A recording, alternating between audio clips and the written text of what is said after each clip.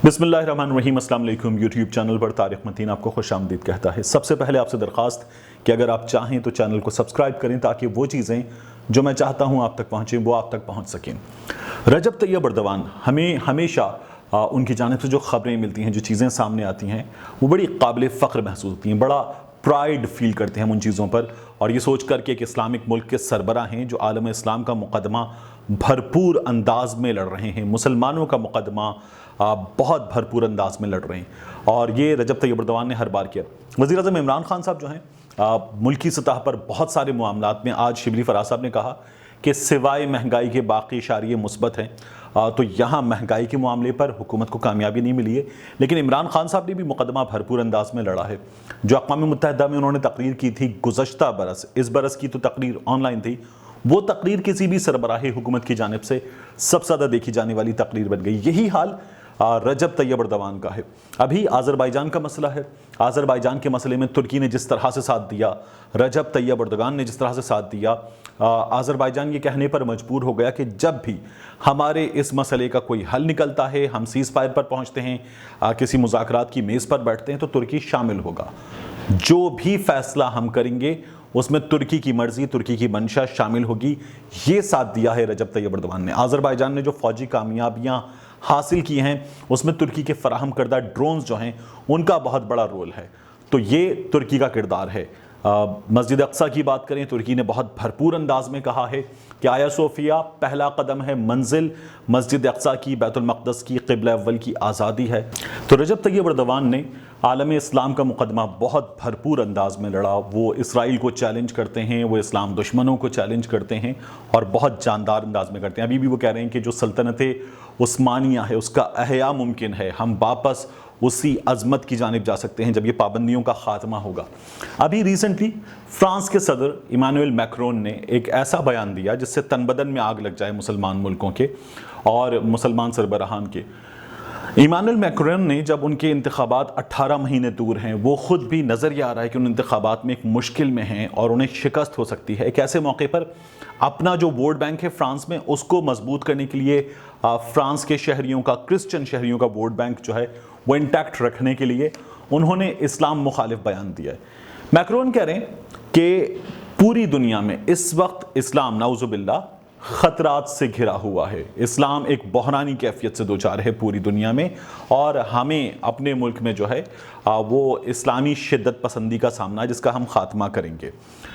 Macron एक plan जो है उस पर काम करने जा रहे हैं। इस प्लान के तहत तालीमी इदारों से मज़हब को निकाला जाएगा और तुर्की जो है वो अपना सेक्युलर जो इमेज और जो सेक्युलर तुर्की है उसका दिफा करेगा। तो मैक्रोन के इस बयान के बाद तुर्की ने बड़ा भरपूर रद्द-ए-अमल दिया है, और जो इस्लाम का जवाब, आलम इस्लाम का और मुसलमान मुल्कों का जवाब होना चाहिए, वो जवाब तुर्की ने दिया है।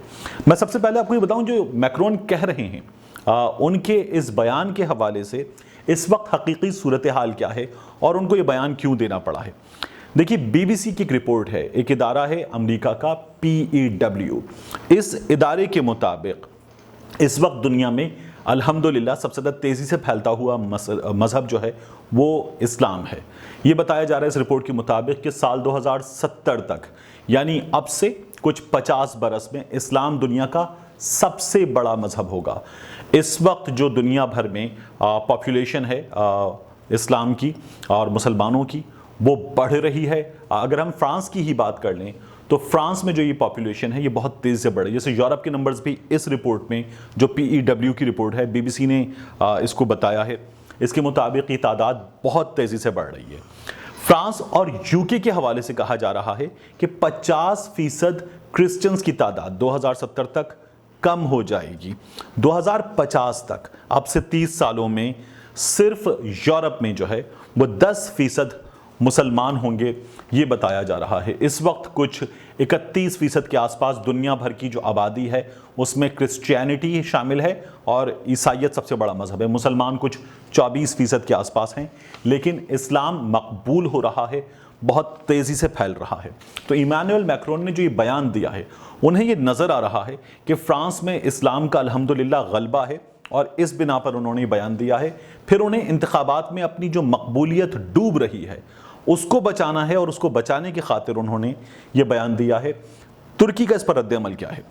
ترکی کی جانب سے کہا گیا ہے کہ اسلاموفوبیا کو بڑھاوا دے گا ایمانوئل میکرون کا یہ بیان، اور ان کا یہ کہنا ہے کہ اس وقت ایمانوئل میکرون نے غیر ذمہ داری کا مظاہرہ کیا ہے۔ صدر رجب طیب اردگان یہ کہتے ہیں کہ ایمانوئل میکرون کو محتاط رویہ اختیار کرنا چاہیے، ان موضوعات پر جن پر نالج نہیں ہے بات نہیں کرنی چاہیے، اور بحیثیت صدر انہیں ذمہ داری کا مظاہرہ کرنا چاہیے۔ ہلوسی اکر ترکی کے وزیر خارجہ ہیں، ان کا یہ کہنا ہے کہ ہم یہ امید کر رہے ہیں کہ یونان جس سے ہماری لڑائی چل رہی ہے وہ یونان فرانس سے چھٹکارا حاصل کر لے گا اور فرانس کے بہکاوے میں نہیں آئے گا۔ ابھی ریسنٹلی ہم نے دیکھا کہ ایمانوئل میکرون نے ترکی کو تنقید کا نشانہ بنایا اور کہا کہ ترکی جو ہے وہ غنڈہ گردی کر رہا ہے، تو اس پر رجب طیب اردگان نے کہا تھا کہ ہم آپ کو آپ کی ہسٹری بتائیں، آپ نے جو الجیریا میں کیا، آپ نے جو دیگر مسلمان ملکوں میں کیا، اس کے نتیجے میں آپ نے ہزاروں کی تعداد میں مسلمان مارے ہیں، ان کی نسل کشی کی ہے، اور آپ ہمیں غنڈہ گردی کا مرتکب قرار دے رہے ہیں۔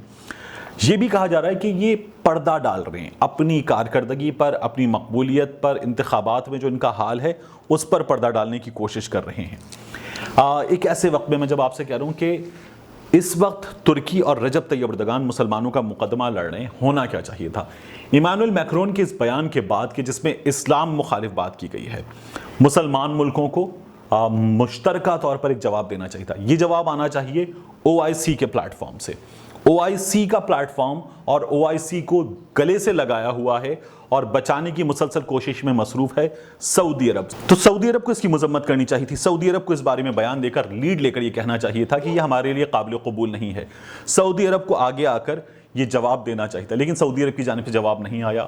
ابھی حال ہی میں معاہدہ کیا ہے اسرائیل کے ساتھ UAE نے، UAE کی جانب سے جواب آنا چاہیے تھا، نہیں آیا، بلکہ ان ملکوں کی جانب سے خاموشی اختیار کی گئی ہے۔